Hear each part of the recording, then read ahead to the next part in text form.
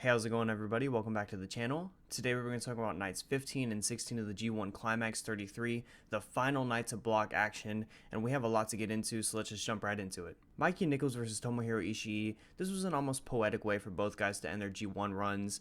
This was a hard-hitting slapper that was honestly exactly what you'd expect, but just because it's exactly what you'd expect does not mean that it's bad in the slightest. Both guys were giving it their all with their pride on the line, and it really came across super hard throughout the hard-hitting exchanges that these two were throwing out. Ishii is still so him.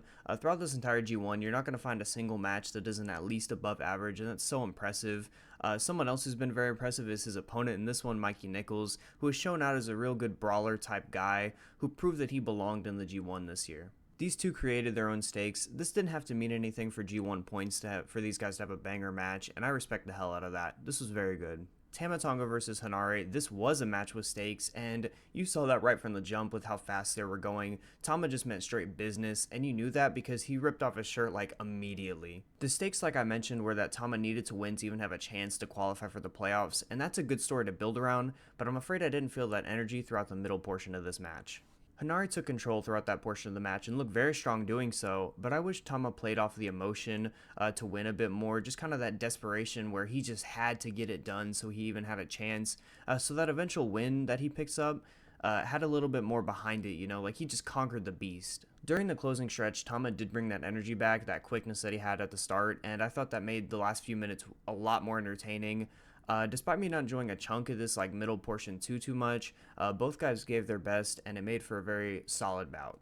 My friends, it comes with great sadness that I must announce the Eddie Kingston dream run has ended, and even with my dream shattered and a heavy heart, I must admit that this match fucking slapped. Eddie Kingston is incredible. I knew that as an AEW fan, but he is absolutely made for Japan, and that's probably why he got so over during his run. Through every single one of this man's matches, especially this one, you could just feel the heart and the passion that he has for this game, and you just can't help but root for him and just be so happy that he gets to live out his dreams in Japan. And I'm gonna give Finlay his credit too. This was the best I've seen him this entire G1. He responded to Eddie's passion by just shutting him down at every turn with well-timed offense, and it really worked perfectly. One spot he looked really good in was his selling of Eddie's machine gun chops. He made them look so good by just scrunching his face up and kicking his legs out. Those are hard to sell, and he did it better than anyone else has this entire G1. In the middle portion of this match, he did screw himself over by telling Eddie he was going to take his head off, but that's okay. We get a little ahead of ourselves sometimes. I just thought that was pretty funny. The closing minutes were absolute fire. Eddie was putting Finlay down, but he just wasn't able to cover him, and Finlay was doing the same. He eventually hit an into oblivion that was delivered in a way that made it look like he just took everything out of him to try to get that out, but he just couldn't put the cover on, and I thought that was amazing. This all set up the end sequence really well, where Eddie was just trying to hit one back fist and keep Finlay down, but Finlay just wouldn't do it. He just kept countering it, and he finally scored that perfect counter and got the win. This was a great match, easily Finlay's best this G1, and it's just another moment where Eddie proves how fucking amazing he is, and I really want them to just give that man some amazing opponents when he comes back to AEW on the road to a title shot at Grand Slam. That would just make me so happy, but this is a great match. This is the first time I really felt something during a Finlay match. I'm really happy about that because I want to see him do well. I think he's cool. I just think he doesn't really work as, one of the War Dogs killer types, but just him, he's cool, and I'm glad that he showed out here. This next match is the match I'm sure everyone has been wanting to talk about, and I'm sure everyone has been wanting to hear me talk about. Evil advances to the playoffs with a win over Shingo, and it's honestly just so hard for me to make sense of this. Fuck this whole match. It was absolutely riddled with evil interference spots, and overall just wasn't very good, despite Shingo looking really good. He was trying his best to carry, he was just giving it his all. But I know people will defend this match just because of how loud the crowd was. Shingo just worked perfectly as the babyface who was giving it his absolute everything to overcome all these odds that were just so stacked against him, and the crowd, like I said, were eating it up. He even stopped Makoto Abe from getting knocked over at first, and it felt like the culmination of all the evil heat that's been building up throughout the G1, and yet they still had Shingo lose. Like I said, people will and have been defending this result because of how loud the crowd is, but the reason why the crowd was so loud was because of the fear that Evil could win, because they know that it sucks. Evil's matches are just huge shitposts at this point and have no place in the spot he's getting, which is a quarterfinal match against the IWGP Heavyweight Champion, by the way. And I've seen people honestly and earnestly try to argue that he should win that match. For what exactly? To build him up as a heel? There's nothing to build up. I'm sorry, but the guy isn't good. And having him beat Sonata, leading to what? A Sonata match? I'm not interested in that at all. This is the same kind of argument I've been getting for Hikuleo advancing. Well, it's building him up to be a credible threat, he needs these wins. No, he doesn't. He doesn't need these wins because he's not good. Hikuleo also isn't good. I'm not sorry for saying that. He hasn't improved.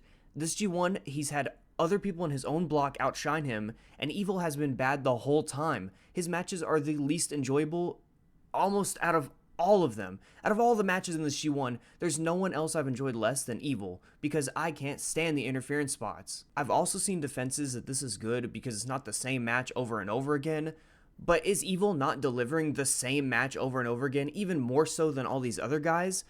And that argument by itself doesn't have any ground to stand on, because we have never seen Shingo versus Sonata, which would have been an infinitely better match than Evil versus Sonata. Another point about the match, House of Torture does eventually come out, and sure, that's all well and good considering this is the biggest match of Evil's G1 run, and you should come out, that's the point. But where the fuck was LIJ for most of this? Like, they come out and it's just two of them, and Hiromu comes out later, but why would he come out later? What sense does that make? And then you have Naito that is just probably chilling on the couch in the back. Where the fuck was that guy? People have also been bringing up a great point. Where the fuck was Tama Tonga? His G1 is on the line during this match. Evil is cheating it up. He looks likely to win because of that. And you just what? Let it be? You're not being a heel by saving your G1 and going against the worst cheater in the game. I don't understand why babyfaces have to be booked like their head is full of rocks. This match was a fucking mess. It was filled to the absolute brim with the most annoying tropes and shenanigans you could think of. Aside from them ringing the bell when Shingo had the pinning combination up, that was good. But it's absurd to me that people sit there and defend this result like it's a good idea to build up Evil when he has not been good this G1. And if people are trying to argue that it's good because of the crowd reactions, I'm sorry, but you missed the point of that, because the pinnacle of that is to build up Evil as the guy that everyone hates and is afraid to win because, he's going to cheat in all his matches.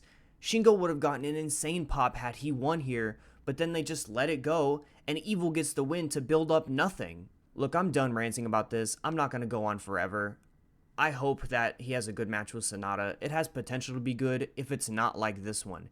Evil showed little flashes at the end of this match that he's a decent wrestler, but he just lets all this shit get too in the way of all that. It's not good. The shenanigans are not good. Please stop defending that. It's okay. I said I would be done. I'm gonna be done. Please, please, please, Sonata, let him get the win. Don't let Evil advance any further than this. This is the farthest he should go. Sonata should absolutely win. A quick flash up of the star ratings. Eddie Kingston versus David Finlay was amazing. Let's just fuck right off and jump into night 16. Before we jump into the matches, I wanted to talk real quick about how good Eddie Kingston is on commentary as well. This man does it all, but he's so good at selling all the moves and all the intensity throughout all these matches. He even sold Toru Yano really well. He was great on commentary. I'm really happy. I hope he stays that way. I hope he stays in the commentary position because he's good at it, and him and Kevin Kelly work well together.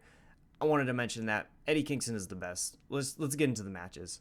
Alex Coughlin versus Toru Yano. I thought this match was fire. A very fun start to the final night of action, and I'm really happy to see the War Dogs going after Yano on the ramp, especially Gabe still managing to attack guys on the ramp before the bell. I mean, that's what it's all about, man. I also loved how Yano was woken up by this violence and turned into the Yano he was years ago, which commentary did a good job of selling. He even grabbed scissors towards the end of this match.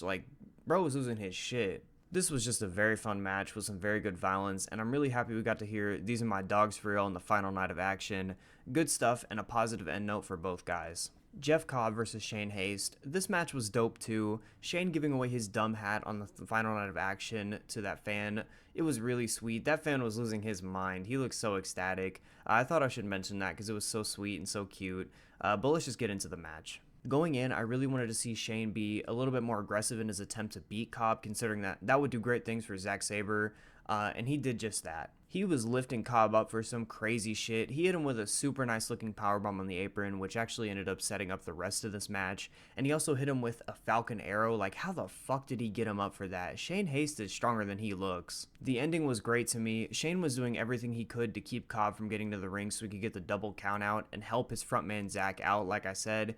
And it worked, which seemed obvious. Like, you know, he was of course going to do that, but I was honestly a little caught off guard by it. This made total sense in kayfabe, like I mentioned, because of course Shane would try to help Zach by any means necessary, and I'm glad they didn't make him stupid and try to go for the win or something like that, because, you know, I've seen that before. Cobb is Cobb, he's always going to be awesome, but Shane, just like Mikey, has proved that he belongs in this G1, and I'm glad that both of these guys got to have a banger match to end their runs. A little bit of a spoiler, end their runs, but this was good stuff. Third match of the night and third banger of the night, but this was the match of the night. This was an absolute war. Zach was focusing on Hiroki Goto's ribs for a lot of this match, which had been bruised up throughout the course of the G1 because of course he did. He's Zack Sabre Jr. That led to the finish, but we're going to get into that right after we talk about Hiroki motherfucking Goto. He was laying into all of his shots. His facial expressions were on point, putting over all that fire he has. He was hanging off the ropes by Zach's neck.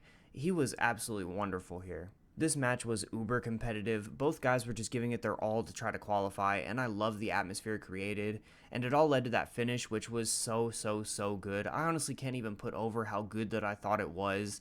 The submission that Zach had Goto in, it looked like Goto had absolutely zero chance to get out of it, and it was absolutely perfect.